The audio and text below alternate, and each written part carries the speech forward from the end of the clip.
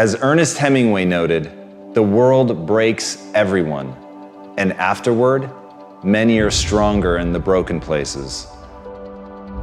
But my question is, why isn't everyone? To me, it comes down to the strategies that you use. There really isn't anything objectively good or bad. There isn't anything that happens to you that can't be overcome. There isn't anything that could happen to you, anything that when you turn inward, you can't find a reason to overcome. You can't find a way to put those pieces back together, and that becomes your job. It becomes literally up to you whether you're going to sit and wallow and woe is me, because what happened, happened, and there's no way to take it back. But how you respond, what you bring to that table, whether you meet fire with fire, whether you meet that adversity with falling apart, becoming weaker in the areas that broke, or you bind them and mend them, and it becomes like a weld that literally makes you stronger, is a choice.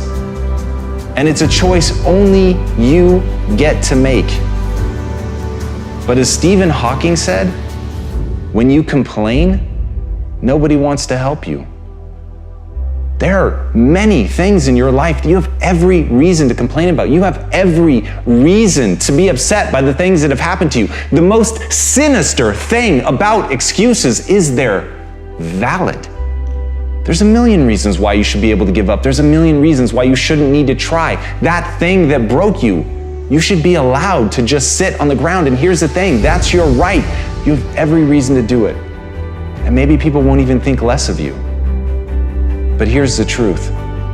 You either become weaker or stronger in the places that broke, and that's a choice of how you react moving forward. The great news is, the best thing that you could do to become stronger is love yourself.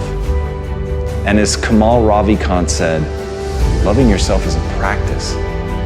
People think that it's something that's gonna feel right, that it's gonna feel natural, that you're just gonna turn inward and there it is, this spark of love and joy for yourself, inside yourself. But the truth is, that's just not the human experience. That's not the way that it works. There's gonna be a voice inside your head and it's going to blame you. It's gonna say that it's your fault. And no matter how many times people on the outside tell you that that is not true, that this thing happened to you, that it isn't you, it doesn't define you, there will be a voice that's going to tell you that it does. And that's where you have to fall back on process. That's where you have to realize that you literally have to practice loving yourself, and that it's okay, that no matter what happened, there is absolutely nothing that invalidates that you're worthy of your own love. But you've got to practice it. You've got to be willing to do it. You've got to be willing to put in the reps. You've got to know that it's not going to feel right, but you've got to know on the other side of that is a vision of your life where you actually do love yourself. Because you took the time to say it. You took the time to practice it. You took the time to sit there and feel stupid and say that you love yourself.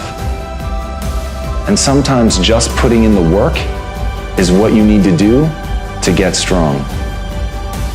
So put in the work.